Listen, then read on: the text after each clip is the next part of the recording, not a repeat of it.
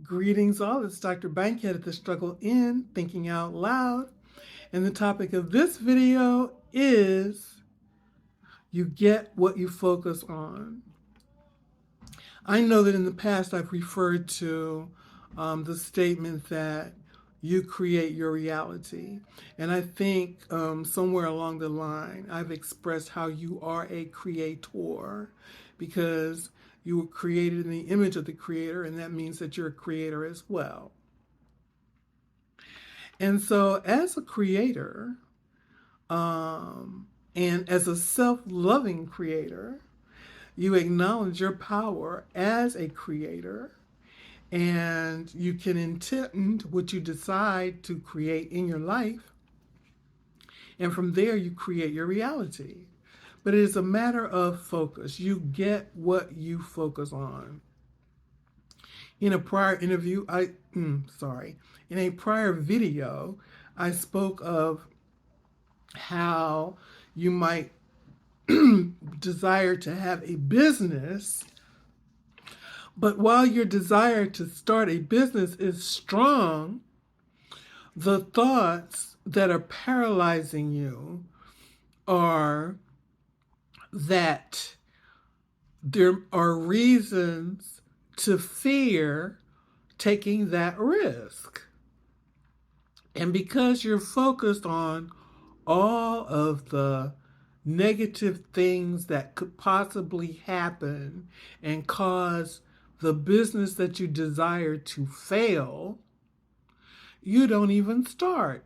And so that you're creating the reality, the business has failed before it's even started because you're focused on failure. You get what you focus on.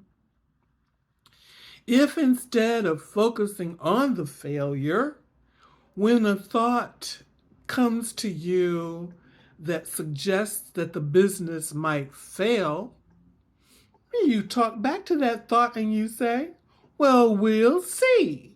And then you do something toward making that dream happen. Because you get what you focus on. And you can make your dream a reality. The only way your dream is going to become your reality is if you start somewhere. And as I've suggested in the past, and I will continue to suggest, research it. Research the business that you're interested in starting. Research the hobby or the industry that you choose to be involved in. I mentioned once before about the young man that traded a red paperclip all the way up to a house, and the woman that was walking her crab. And they're doing what they love. They love what they're doing. They did not stop themselves from doing what they dreamt of doing. And they didn't sit and paralyze themselves by analyzing it and saying all the reasons it might fail. They just started it.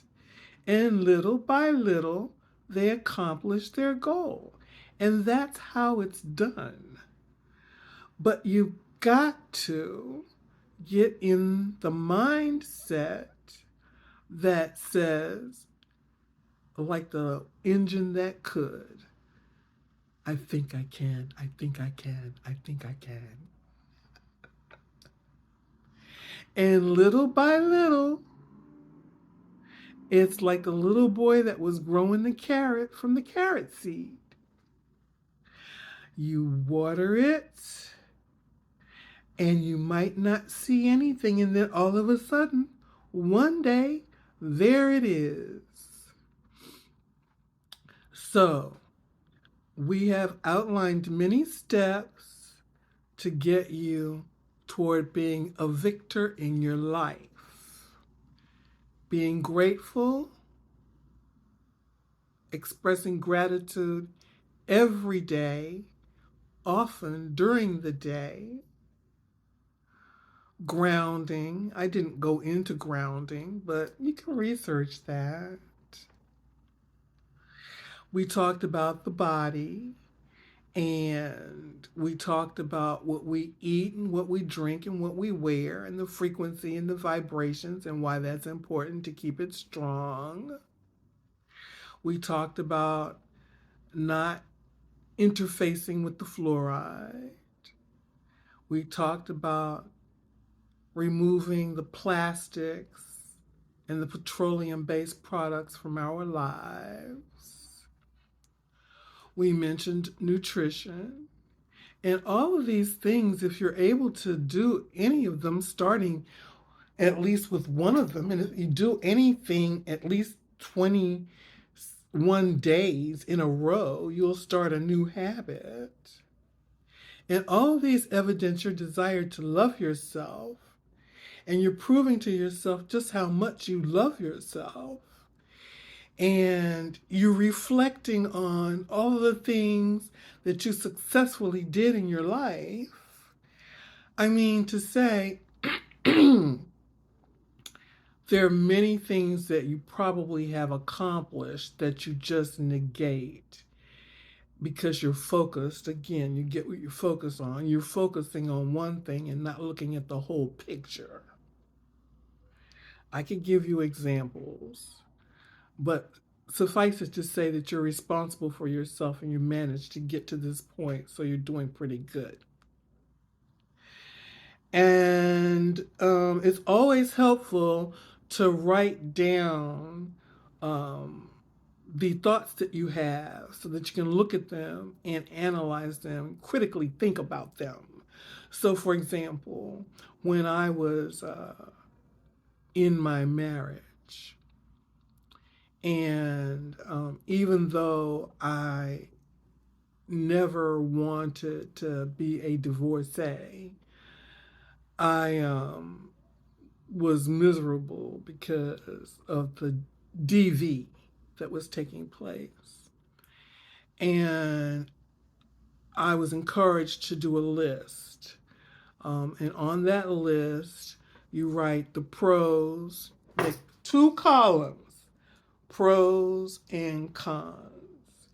The pros are all the good things about whatever the situation is. I've done this for jobs as well. All the good things about this job. And the other column, all the bad things about the job. Or it could be all the good feelings you get on the job or all the bad feelings you get on your job, whatever. And you look at this list. And the first thing that it's going to be obvious is which column is longer than the other column, which is a pretty good clue as to how it's playing out in your mind. And then you're better able to make decisions about the way you want to proceed in a certain situation. I found it helpful when I was faced again with the prospect of my marriage failing, and it was extremely helpful as I analyzed some of the jobs that I found myself in. All right, so thank you very much, and I'll see you in the next video.